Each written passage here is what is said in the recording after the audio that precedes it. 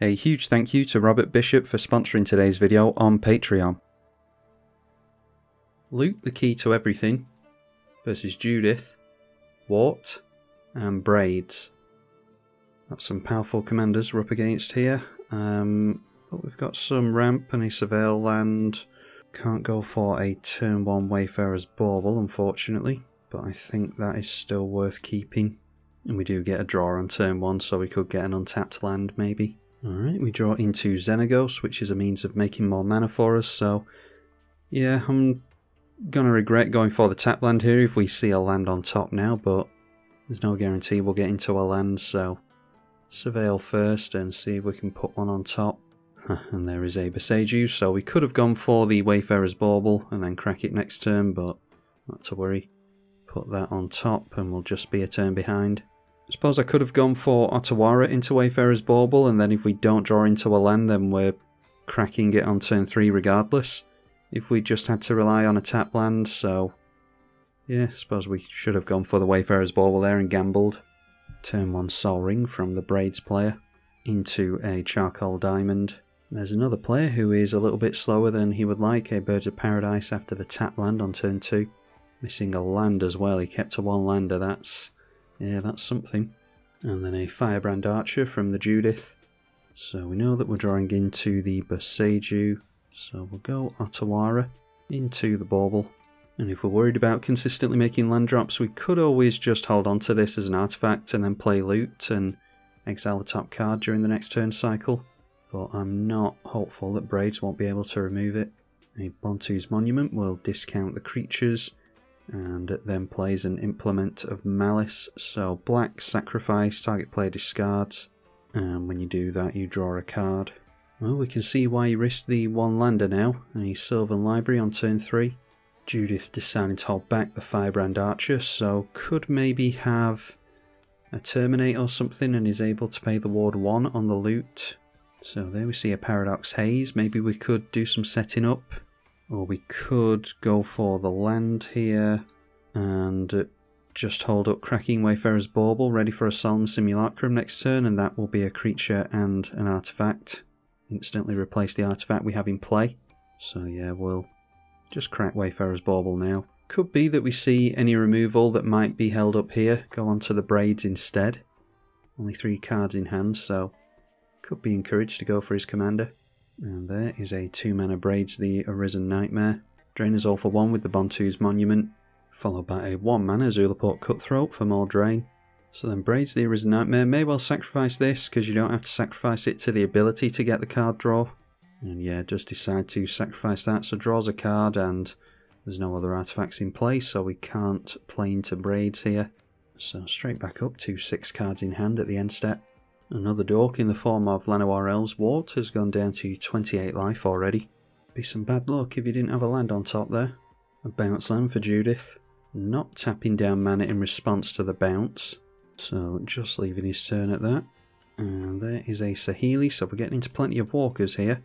Yeah, I think we're fine to just continue to accelerate our mana, seeing as how we're missing land drops unfortunately, and like I said before, this counts as 2 card types, so hopefully we'll be able to keep loot in play for a turn cycle. But if we get into a land next turn, we'll be able to double spell. Something like Paradox Haze and our commander might be alright. Seeing another artifact now, that is a Vat of Rebirth. Whenever another artifact or creature you control dies, put an oil counter on it, and then for 3 tap and remove 4 oil counters from it, return a creature from graveyard to battlefield as a sorcery. Solemn Simulacrum from Braids as well. So Braids triggering at the end of the turn, may well go for a card draw with Solemn, you would assume. And decides not to go for Braids at all, surprisingly. Don't think the board state is so scary that you want to desperately keep hold of Solemn Simulacrum. So with 27 life and desperate for a second land, the Sylvan Library goes off for Wort again.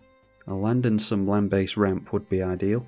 Managed to get into a Nykthos this time with Devotion to green of 3.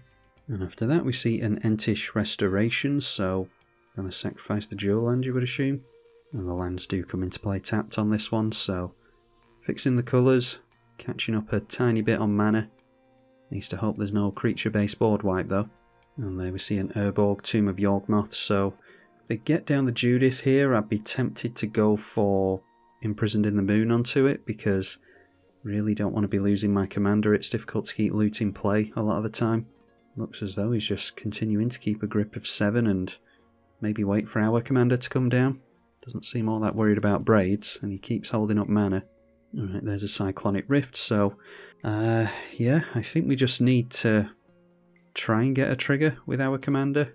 We can afford the commander tax on it at least. And priority is being held up by Judith, so we'll have to see what happens. But missing lands quite a lot during this game isn't good. A Nightmare Shepherd. Whenever another non-token creature you controls dies, you can make a 1/1 Nightmare copy of it. So that'll be why he's waiting on the Solemn Simulacrum, I would imagine. Followed by Gitaxian Puppeteer, getting some nice discounts out of the Monument. Whenever you draw your second card, each turn each opponent is drained for 2. And when it dies, return a target creature, mana value 3 or less, from graveyard to battlefield. They don't have another creature at the moment, but that will trigger on a board wipe, so they could grab this back. So this time Braids does sacrifice the Solemn Simulacrum, so triggering a few things. The Zulaport Cutthroat drains for 1. An oil counter on this. We will say no to Braids. Don't want to sack a creature or an artifact. They'll get a copy of Solemn with this thing, and draw a card with the Solemn Simulacrum. And then their second spell being drawn from the Solemn will trigger this for a drain for 2. Down to 16 life over here for the Wort player, thanks to all the drain. Did manage to shuffle away some cards on top, if he left any cards on top. He's going down to 12 now, 9 cards in hand. Knowing Wort might be able to just combo off immediately. Manages to make a 4th land by turn 6. And there's another Fragile Mana Dork in Bloom Tender. And a Slime Against Humanity, so we'll assume that that's the type of deck this is. There's no real need to just run 1 or 2 of these. And there was one in the bin already, which I assume was discarded to hand size at some point, so that comes down as a 3/3 trample. So Judith, the Carnage Connoisseur, into play, and may well have a Lightning Bolt or something like that available. Can't pay the ward on the loot though. Alright, so we do get to trigger the loot, surprisingly. And there is a land. It is a tap land, unfortunately. Recently on Magic Online I've been drawing into the Surveyor lands a lot and not seeing the fetches, unfortunately. Keeper of Secrets. Whenever you cast a spell from anywhere other than your hand, it will deal damage equal to the mana value, so does it do it anywhere? It's to a target opponent. And that's the only means of doing that in the entire deck, because we're missing cards from Magic Online. There's a Sol Ring, so we could go for 2, 3, 4, 5, 6 mana this turn. So we could get down Saheeli, then play a Sol Ring into it, and then play Imprisoned in the Moon. Problem is that this would swing straight in at Saheeli, but she could survive that. So yeah, suppose we go for that. Play our first non-creature spell into the Saheeli. We'll make a servo token from the static ability. The activated ability isn't really something we're bothered about on this thing. Just a means of getting free tokens into play. Not worthy that there is a trample creature here though, which may well go in and try to finish her off. So we'll go for the Thundering Falls and we'll Surveil first and see if that warrants any other plays from us. Okay, that's a battle, so probably keep that on top. When it enters the battlefield we get another token, and we just keep the battle in play for the sake of loot. So keep that on top, and let's go for our first enchantment, Imprisoned in the Moon, onto the Braids, making another servo token. Does mean that we're leaving the Judith in play, unfortunately, but hopefully he too sees Braids as a threat. Everyone's pretty much got full grips though. It's been a pretty slow pace one, this. Obviously Cyclonic Rift and Ugin are a means of unlocking the game for us though. Alright, so Comrade the Grim is going to do a lot of damage very quickly, so need to be careful with that. Not sure how the Elderfang Disciple has ended up in the bin. Maybe discarded its hand size because he did have a full grip at the beginning of the turn here. A Butcher of Malakir, so that does encourage us to go for Ugin or the Cyclonic Rift. And if they swing in with the 4/3 here, we could chump it with Solemn Simulacrum and just take the 4 to Saheeli. Surprisingly not turning the flyer in towards the Planeswalker. Not sure what they're worried about there. I'd definitely be using this to hit Saheeli.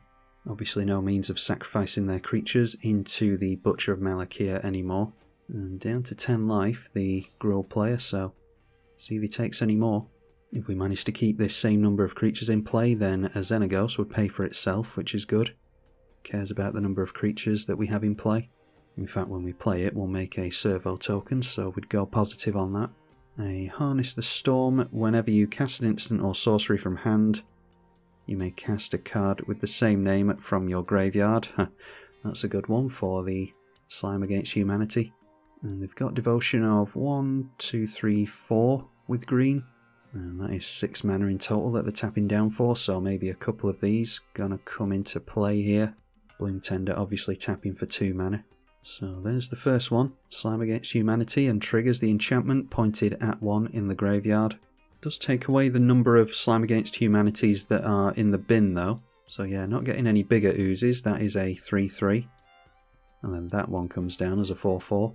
And this isn't free, they did have to pay for it there, so still 5 cards in hand and hovering at 10 life, but has some decent blockers in play.